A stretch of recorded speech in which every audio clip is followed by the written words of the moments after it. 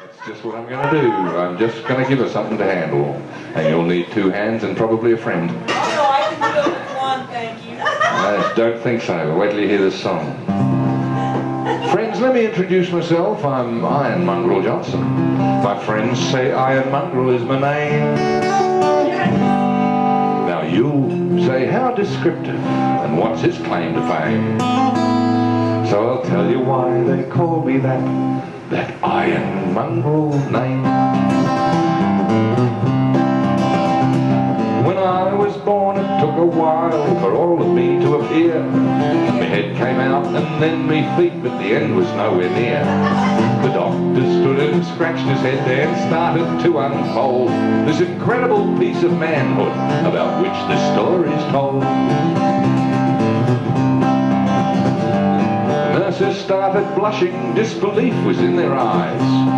They had to find a yard-long tape to estimate the size. It elongated beauty, my Ironmongrel grew, its glistening length extended with a lovely purplish hue.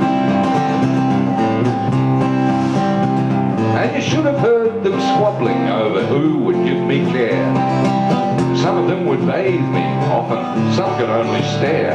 But when I left that hospital, a lot of tears were shed for this rampant rigid Roger with its perfect rounded head.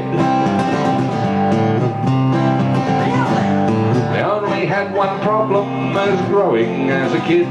That's where to keep old Ironmongrel so that he'd stay hid. But like a sentry shouldered his arms, I strapped him to me chest, and he stood there to attention, throbbing quietly in me vest. And Dad would take us camping, and I'd hold up the tent, 'cause a wooden pole could buckle, but Ironmongrel never bent. And for pointing out directions, they'd simply spin me round, and gaze along its gleaming length, and the destination's found. There it is, there it is. Then it wasn't long till little girls took an interest in me, and they'd pay $1 just to look, sometimes 2 or 3. They'd titter and they'd go all red and lust would fill their eyes.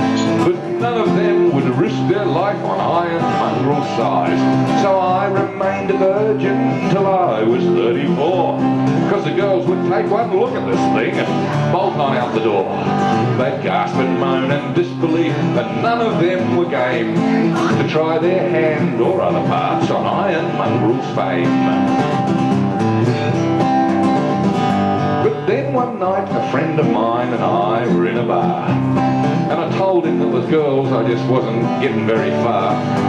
He said, you know, I see the problem Ironmongrel might create, but I think I might have a solution, if you'll listen to me, mate. He said, now, when you find a little girl who looks like she's been around, when she's had a drink or 2 and makes those come on sounds, take her back to her place and treat her really nice. And when you think she's ready, well, just turn out the lights.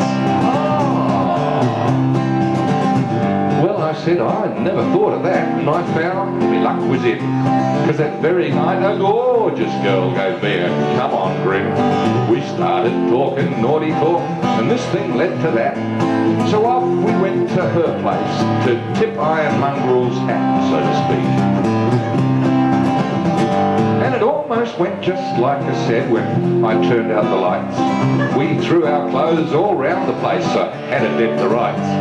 And then she turned to me and said, Leighton, why'd you turn out all the lights? And I had to think real quick to save old Ironmongrel's plight. So I answered, I'm an atheist. And I felt the question mark between us in the darkness as we lay there bare and stark. But I hovered there above her, ready with me rigid rod. And she said, I thought an atheist didn't believe in God. That woman is my wife today, which suits me fine and dandy. She loves to play with Ironmongrel, always keeps him handy. She's a rampant sort of woman, so she walks a little bandy. But to our sons and me, she gives the names Roger, Dick, and Randy.